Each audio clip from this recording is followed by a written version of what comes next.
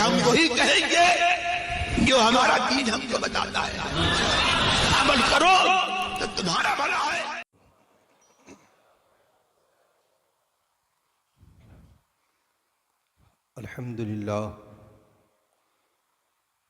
الحمد لله كما علمنا أن نحمده والصلاة والسلام على من لا نبي بعده وعلى آله وأصحابه الأتقياء الأصفياء البررة ومن تبعهم بإحسان إلى يوم الحسبة.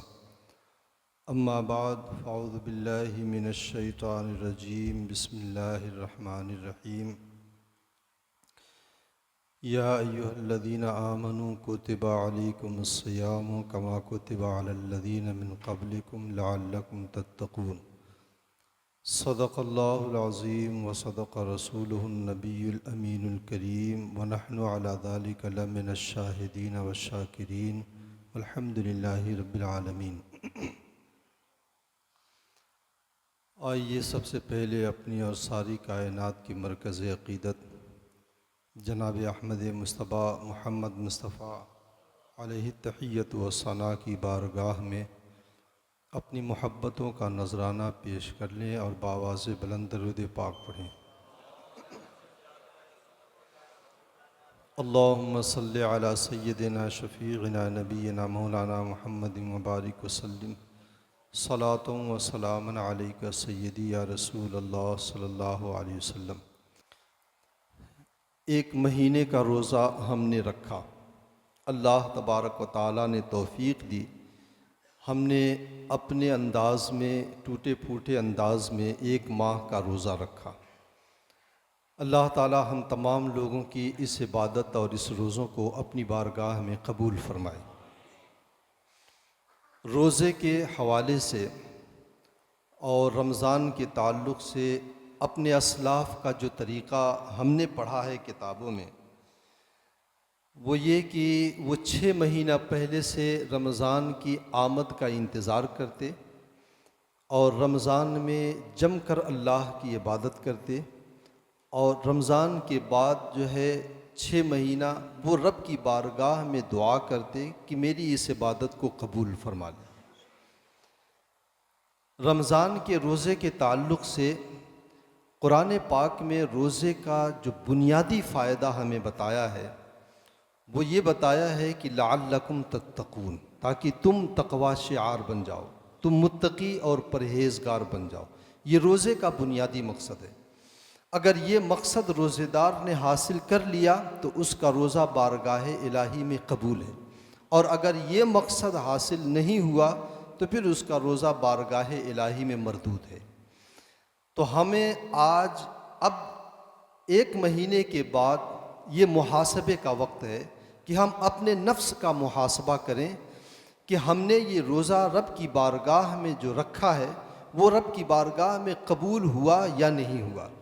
اس کو پتہ کیسے چلایا جائے کہ رب کی بارگاہ میں قبول ہوا یا نہیں؟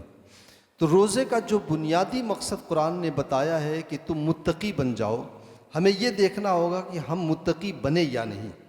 متقی کہا کسے جاتا ہے؟ تقوی کہتے ہیں کہ تقوی اسے کہا جاتا ہے کہ اللہ تبارک و تعالیٰ نے جو حکم بندوں کو دیا ہے وہ تمام کے تمام حکم کو بجا لائے، اور جن باتوں سے اللہ تبارک و تعالیٰ نے روکا ہے ان باتوں کو چھوڑ دیا جائے. یہی تقوی کا معنی ہوتا ہے. حضرت عمر ابن عبدالعزیز رضی اللہ تعالیٰ عنہ فرماتے ہیں کہ لیس تقوی اللہ بصیام النہار ولا بقیام اللیل. دن کے روزہ رکھنے سے، راتوں کو اللہ کی عبادت کرنے سے، شب و روز کے مجاہدہ اور ریاضت کی بنیاد پر تقوی حاصل نہیں ہوتا ہے.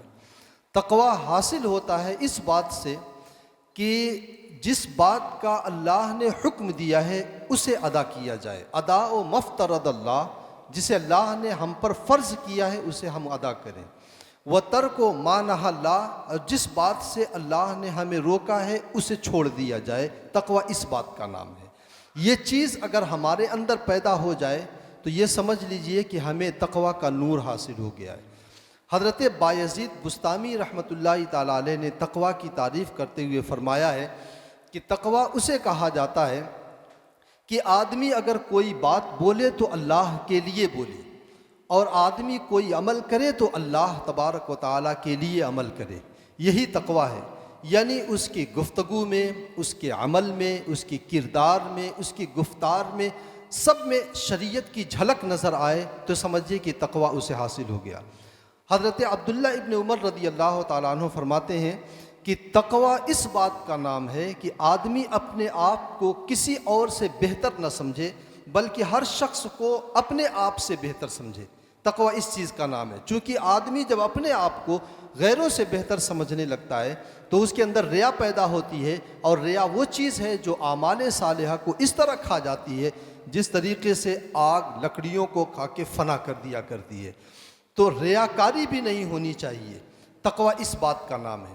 تو تقوی اس چیز کا نام ہے کہ آدمی سب سے پہلے یہ کام کرے کہ اللہ تبارک و تعالیٰ کے احکامات کو بجا لائے، اور شریعت نے اور اللہ نے جس بات کا حکم دیا ہے اسے پورا کرے، جس سے روکا ہے اس سے رک جائے، یہی چیز تقوی ہے۔ اللہ کے رسول صلی اللہ علیہ وسلم نے تقوی کی بڑی جامع اور معنی تعریف کیا ہے۔ حدیث پاک میں اللہ کے رسول نے ارشاد فرمایا ہے، الحلال بین والحرام بین، حلال بالکل واضح ہے، حرام بالکل واضح ہے۔ جن باتوں کو قرآن نے، حدیث نے حلال کہہ دیا وہ حلال ہیں، جن باتوں کو کھل کر کے قرآن اور حدیث نے حرام فرما دیا وہ حرام ہے۔ اللہ کے رسول فرماتے ہیں بینہما مشتبہات، لیکن حلال و حرام کے درمیان کچھ ایسی چیزیں ہیں جو مشکوک ہیں، جن کا حکم صاف طور پر قرآن میں نہیں ملتا، صاف طور پر حدیث میں نہیں ملتا ہے۔ ان کا وہ حکم علماء شریعت قرآن اور حدیث کی روشنی میں نکال کر امت کے سامنے رکھتے ہیں، اور کچھ ایسی باتیں ہیں جو بہت مشکوک ہوتی ہیں۔ تو اللہ کے رسول صلی اللہ علیہ وسلم نے فرمایا جو حلال ہے آدمی اس پر تو عمل کر لے گا، جو حرام ہے آدمی اس سے تو بچ جائے گا، لیکن وہ چیزیں جو مشکوک ہیں اس کا کیا کیا جائے؟ تو اللہ کے رسول فرماتے ہیں کہ وَبَيْنَهُمَا مُشْتَبِهَاتٌ فَمَنِ اتَّقَى الشُّبُهَاتِ فَقَدِ اسْتَبْرَأَ لِدِينِهِ وَعِرْضِهِ، جو مشکوک اور مشتبہ چیزوں سے بھی بچ گیا اس نے اپنا دین بھی بچا لیا، اپنی عزت نفس بھی بچا لیا، اپنی عزت بھی بچا لیا۔ وَمَنْ وَقَعَ فِي الشُّبُهَاتِ وَقَعَ فِي الْحَرَامِ، اور جو مشکوک چیزوں میں پڑ جائے گا تو وہ ایک نہ ایک دن حرام چیزوں میں پڑ جائے گا۔ اس کی مثال اللہ کے رسول صلی اللہ علیہ وسلم نے اس طرح دیا ہے، جیسے کوئی آدمی اپنے جانور کو اپنے ہی کھیت کے مڈیر پہ جو چرا رہا ہو، تو جانور چونکہ سرکش ہوتا ہے وہ اپنے اور غیر کے درمیان کا فرق نہیں جانتا ہے، اس لیے وہ چرتے چرتے ہو سکتا ہے ایک آدھ منہ جو ہے دوسرے کی کھیت میں وہ مار دے۔ تو یہ مشکوک چیزیں ہوتی ہیں، یا مڈیر کے اوپر جو چیزیں ہوتی ہیں وہ کس کی ہیں نہیں معلوم ہوتی ہیں۔ تو اللہ کے رسول فرماتے ہیں کہ یہی جو اللہ کی سرحدیں ہیں اس کے اندر اندر اگر آدمی رہے، یعنی حلال جو اللہ نے فرما دیا اسے حلال جانے اور اس پر عمل کرے، جو حرام فرما دیا ہے اسے حرام جانے، اس سے بچتا رہے، باقی مشکوک چیزوں کو بھی ترک کر دے، تو وہ تقوی کا نور حاصل کر لے گا۔ یہی وجہ ہے کہ صحابہ کرام رضوان اللہ تعالیٰ علیہ مجمعین کی زندگی دیکھیں کہ حضرت ابو بکر صدیق رضی اللہ تعالیٰ عنہ کا یہ عالم تھا کہ وہ فرمایا کرتے تھے کہ ہم ایک مشکوک چیز سے بچنے کے لیے، مشکوک چیز حرام چیز نہیں، مشکوک چیز سے بچنے کے لیے ہم 70 حلال چیزوں کو ترک کر دیا کرتے تھے، چھوڑ دیا کرتے تھے۔ اس قدر انہوں نے اہتمام کیا، اسی لیے علماء نے فرمایا ہے کہ التقوی اقتداء بالنبی صلی اللہ علیہ وسلم و باصحابہ، تقوی اس چیز کا نام ہے کہ آدمی سرور کائنات کی اتباع اور پیروی کرے اور صحابہ کرام کی پیروی کرے۔ اگر ان دو نفوس قدسیہ کی پیروی کر لیتا ہے تو ایسی صورت میں اسے تقوی حاصل ہو جائے گا۔ تو تقوی اس چیز کا نام ہے کہ آدمی حرام چیز سے بچے اور حلال کام اور جو اللہ نے فرض کیا اس پر عمل کرے۔ روزے کے فوائد میں جہاں بہت سارے جسمانی فوائد ہیں اور طبی فوائد ہیں، وہیں پر روحانی فوائد بھی ہیں۔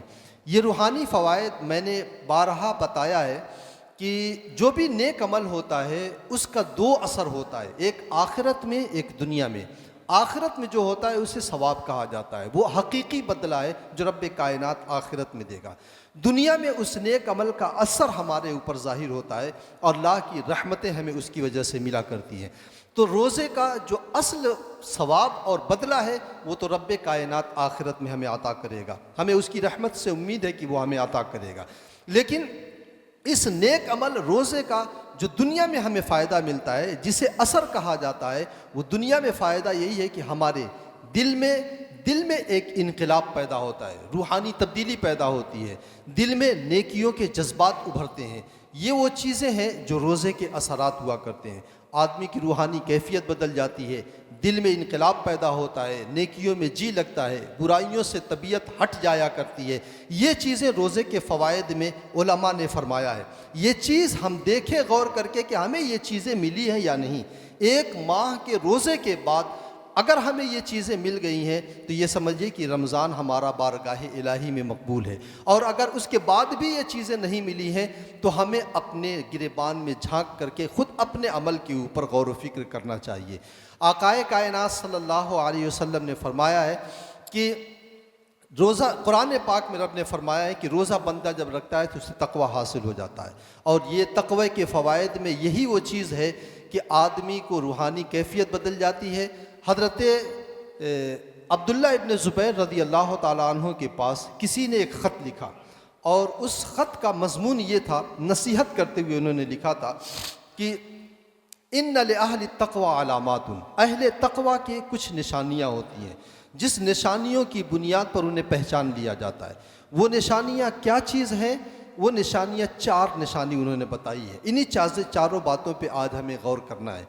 پہلی نشانی کہ الصبر علی البلاء، مصائب و آلام پر آدمی صبر کرے، جو مصیبتیں اسے دنیا میں ملتی ہیں ان مصیبتوں کے اوپر صبر کرے۔ صبر کا مطلب یہ ہوتا ہے کہ آدمی ان مصیبت کا چرچا نہ کرے، اس کے اوپر واویلا نہ کرے، اس پہ رونا دھونا نہ کرے، اس پہ واہی تباہی نہ بکے۔ ہم دیکھیں کہ ہماری زندگی میں یہ چیز پیدا ہوئی یا نہیں۔ ہمارے اوپر مصیبتیں آتی ہیں، کاروبار میں نقصان ہو گیا، تو کیا ہم نے اس بات پہ غور کیا کہ ہم نے اس پہ صبر کیا یا نہیں؟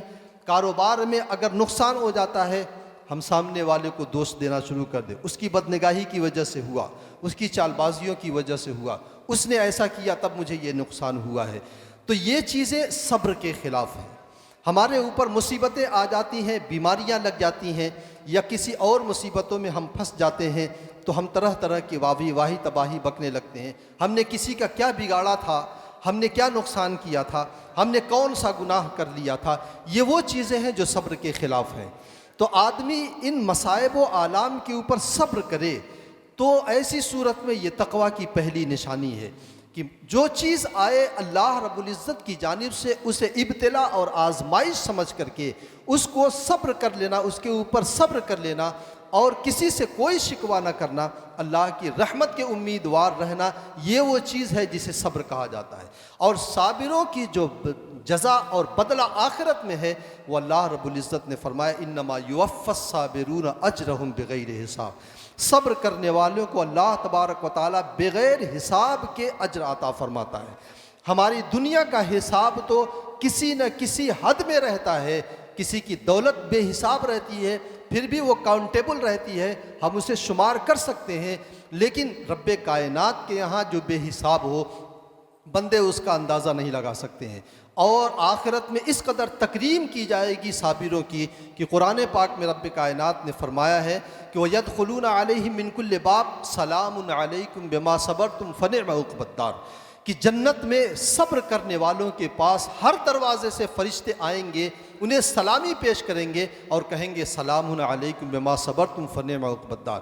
دنیا میں جو تم نے صبر کیا، مصائب و آلام کو جھیلا، کسی سے کوئی شکوہ شکایت نہیں کیا، کوئی واہی تباہی نہیں بکی، تم نے اللہ رب العزت کے حکم کے اوپر صبر کیا ہے، اس صبر کا یہ بدلہ تمہیں ملا ہے، آخرت کا یہ گھر تمہیں مبارک ہو، اللہ کی رحمتیں تمہیں مبارک ہو۔ فرشتے نوری مخلوق آ کر کے سلامی پیش کریں گے اور سیلوٹ کریں گے صبر کرنے والوں کو۔ یہ پہلی نشانی ہے جو متقی کی لوگوں نے فرمایا ہے۔ دوسری نشانی الرضا بالقضاء، کہ اللہ رب العزت کے فیصلے کے اوپر راضی رہنا۔ یہ دونوں چیزیں تقریباً ایک ہیں۔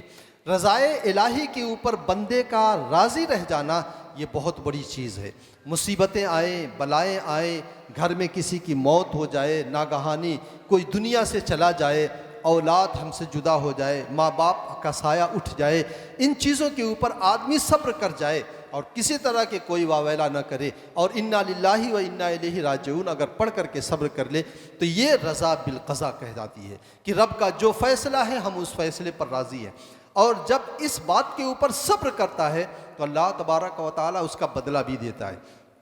ایک صحابی ہیں غالباً حضرت ابو طلحہ رضی اللہ تعالیٰ عنہ، یہ ان کے بیٹے جو تھے چھوٹے تھے اور یہ کسی کام سے کسی جہاد میں یا کسی تجارتی سفر کے اوپر گئے ہوئے تھے۔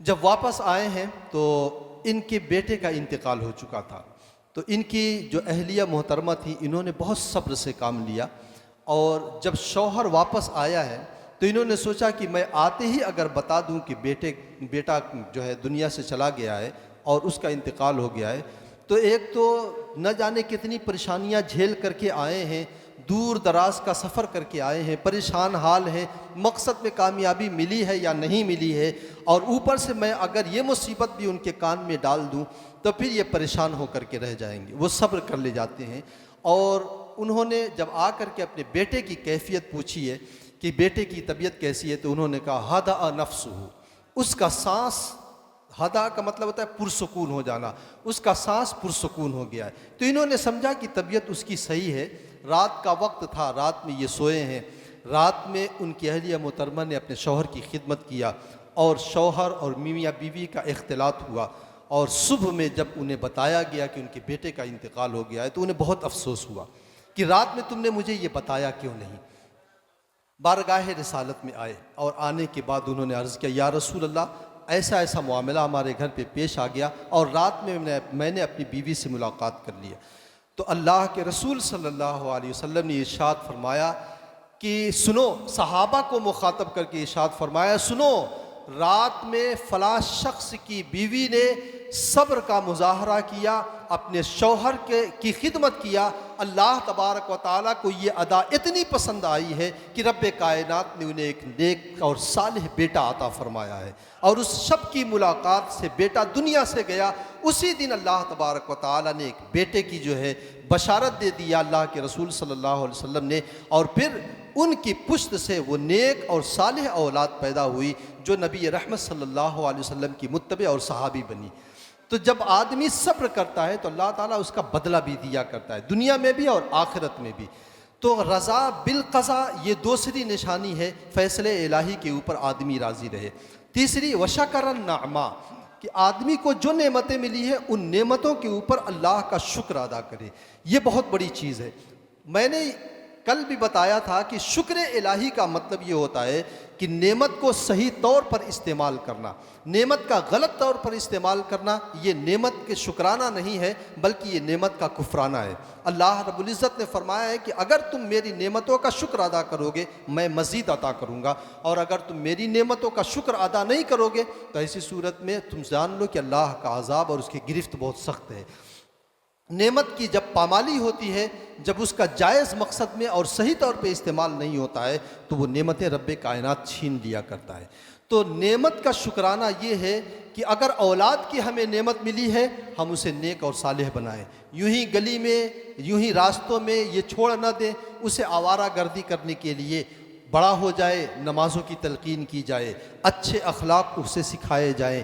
یہ نعمت، اولاد کی نعمت کا شکرانہ یہی ہے کہ رب کا مطیع اور فرما بردار اسے بنایا جائے۔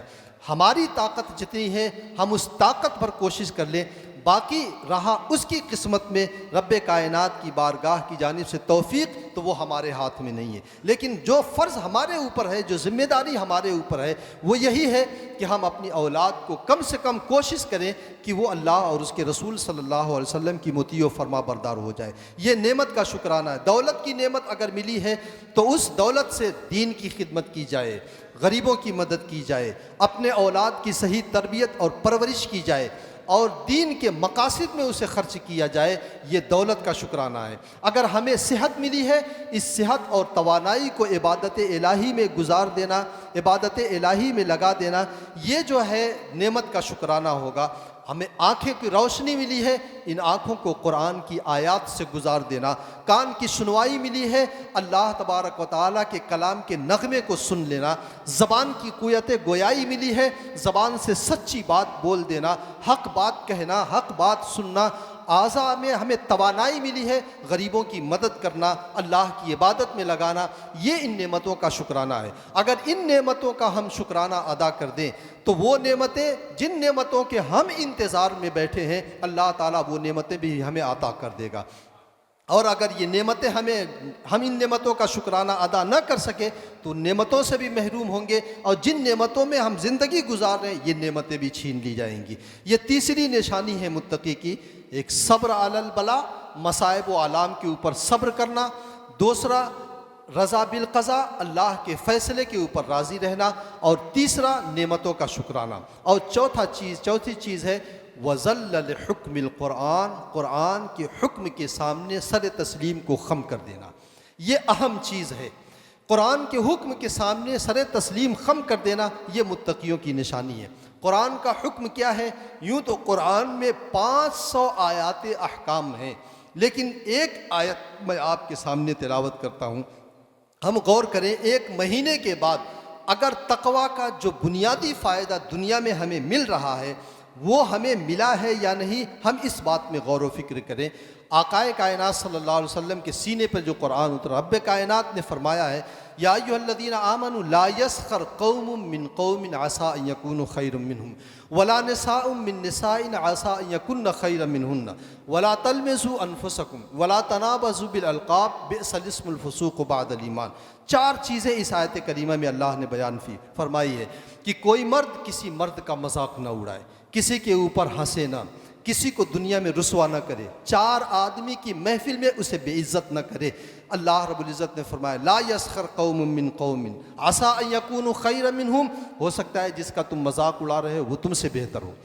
اسی طریقے سے قرآن نے کہا کوئی عورت کسی عورت کے اوپر نہ ہنسے، کوئی عورت کسی عورت کا مذاق نہ اڑائے، کسی کو بھری محفل میں نیچا دکھانے کی کوشش نہ کرے۔ ہم غور کریں، کیا ہمارے اندر سے یہ عادتیں ختم ہوئی؟ کیا ہمیں یہ نور ملا ہے کہ ہم کسی مسلمان کی عزت کریں، اس کی عزت نفس کا پاس و لحاظ کریں؟ اگر مل گیا ہے تو تقویٰ کی ایک روشنی اور ایک ذرہ ہمارے سینے میں اجاگر ہو گیا، اور اگر نہیں ملا ہے تو پھر ہمیں اپنے روزوں کے اوپر غور کرنا چاہیے کہ ہم نے روزہ صحیح رکھا ہے یا نہیں رکھا ہے۔ اسی آیت میں قرآن پاک نے فرمایا ہے وَلَا تَلْمِزُوا أَنفُسَكُمْ، کسی پر تانا مت دو، کسی کے اوپر تانا مت دو۔ آج ہم دیکھتے ہیں تانا دے دیا جاتا ہے، غریب کو غربت کا تانا دے دیا جاتا ہے، امیر کو عمارت کا تانا دے دیا جاتا ہے کہ دولت ہو گئی ہے تو ان کے جو ہے پر لگ گئے ہیں۔ اسی طریقے سے جو ہے کسی بیمار کو بیماری کا تانا دے دیا جاتا ہے، نیچ اونچ کا فرق دنیا میں اور معاشرے میں پیدا کر دیا جاتا ہے۔ یہ فلاں برادری کا ہے، یہ فلاں برادری کا ہے، اس برادری کے لوگ ایسے ہی ہوا کرتے ہیں، اس برادری کے لوگوں کے اندر یہ کمی پائی ہی جاتی ہے۔ یہ وہ تانا ہے جو تانا ہم دیا کرتے ہیں، لیکن قرآن یہ کہہ رہا ہے کہ وَلَا تَلْمِزُوا أَنفُسَكُمْ، کسی کے اوپر تانا مت دو۔ اللہ کے رسول صلی اللہ علیہ وسلم نے یہ نیچ اونچ کا فرق اپنے حج فرض میں آپ نے مٹا دیا تھا اور فرمایا تھا کہ سنو، نہ تم میں سے کسی گورے کو کالے پر فضیلت حاصل ہے، نہ کالے کو گورے پر فضیلت حاصل ہے، نہ عربی کو عجمی پر فضیلت حاصل ہے، نہ عجمی کو عربی پر فضیلت حاصل ہے۔ اگر کسی کو کسی کا کوئی فضیلت حاصل ہے وہ صرف تقویٰ کی بنیاد پر حاصل ہے۔ اللہ کے رسول نے فرمایا کلکم سواسی کا اسنان المشط، سب کے سب کنگھی کے دندانے کی طرح بالکل برابر ہیں۔ اللہ کے رسول نے فرمایا کلکم من آدم و آدم من تراب، سب آدم کی اولاد ہیں اور آدم مٹی سے پیدا کیے گئے ہیں۔ سب کی جو حقیقت ہے وہ مٹی ہی ہے، اس لیے سب کے اندر انکساری پائی جانی چاہیے۔ میرے آقا صلی اللہ علیہ وسلم نے فرمایا یہ زمانے جاہلیت کی باتیں ہیں۔ اللہ کے رسول صلی اللہ علیہ وسلم نے فرمایا سب کو میں نے اپنے پاؤں تلے رونت دیا ہے۔ جس چیز کو 1400 سال پہلے اللہ کے حبیب نے اپنے پاؤں تلے منا کے میدان میں رونت دیا تھا، آج اگر وہی چیز ہمارے دل کے اندر جم کر کے بیٹھی ہوئی ہے تو بتائیے اطاعت رسول کہاں سے حاصل ہوگی؟ تو تقویٰ کی علامتوں میں جو یہ ہے کہ ذل لحکم القرآن، قرآن کے حکم کے سامنے آدمی اپنے آپ کو جھکا دے، سر تسلیم کو خم کر دے۔ قرآن پاک میں رب کائنات نے فرمایا ہے وَلَا تَلْمِزُوا أَنفُسَكُمْ وَلَا تَنَابَزُوا بِالْأَلْقَابِ، کہ تم کسی کو برے القاب سے مت پکارو۔ آج ہمارے معاشرے میں دیکھ لے، معاشرے میں کوئی ناٹے قد کا ہے اسے بٹلا کہہ دیا جاتا ہے، لمبے قد کا ہے لمبو کہہ کے بلا دیا جاتا ہے، رنگ اگر سانولا ہے کالیا کہہ کے بلا دیا جاتا ہے، اگر کوئی عیب بدن میں ہے اس عیب سے پکار دیا جاتا ہے۔ کیا اس کی وجہ سے اس کا دل نہیں دکھتا ہے؟ یہ وہ چیزیں ہیں جس کو قرآن نے منع کیا ہے۔ تو ذل حکم القرآن، قرآن کے حکم کی اطاعت کہاں سے ہمارے اندر پائی گئی؟ اگر ہم سوچیں، اگر آج بھی یہ چیز، یہ فطرت، یہ عادت ہمارے اندر موجود ہے تو پھر روزے کا ہمیں فائدہ نہیں ملا ہے۔ اور اگر یہ چیزیں ہمارے اندر ختم ہو رہی ہیں یا ہو گئی ہیں تو یہ سمجھ لیجئے کہ روزے کے جو نور ہے، جو تقویٰ ہے، وہ ہمیں مل رہا ہے۔ اس کی آگے والی آیت میں اللہ رب العزت نے فرمایا ہے، یا ایھا الذین آمنو، یا ایھا الذین آمنو، اے ایمان والو، تم بہت زیادہ کسی کے اوپر گمان مت کرو، کیونکہ کوئی گمان ایسا بھی ہوتا ہے جو گناہ ہوتا ہے۔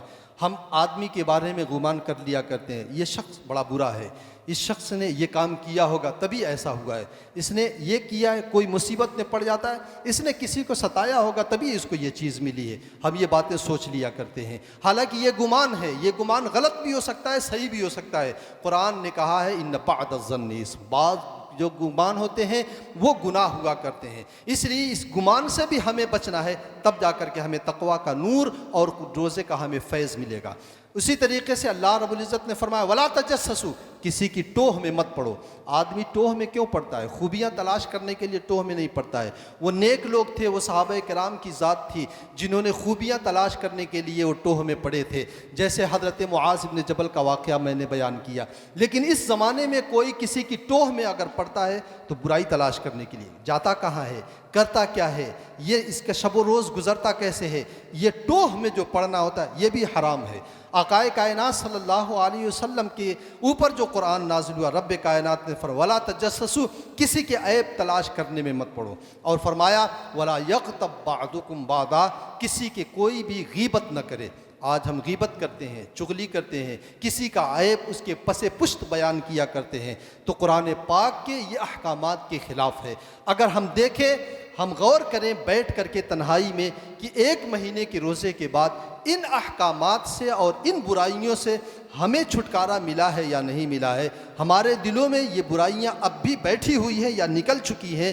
اگر دل کی یہ کپٹ، یہ کینہ، یہ برائی، یہ میل کچیل نکل چکی ہے یا نکل رہی ہے تو یہ سمجھ لیجئے کہ 30 روزوں کا فائدہ ہمیں مل رہا ہے۔ اور اگر اب بھی یہ عادتیں ہمارے اندر موجود ہیں تو ہمیں سمجھ لینا چاہیے کہ ہمارے روزوں میں کچھ کمی باقی رہ گئی ہے۔ اللہ تبارک و تعالی مجھے اور آپ کو اس پر عمل کی توفیق رفیق عطا فرمائے۔ وآخر دعوانا ان الحمد للہ رب العالمین۔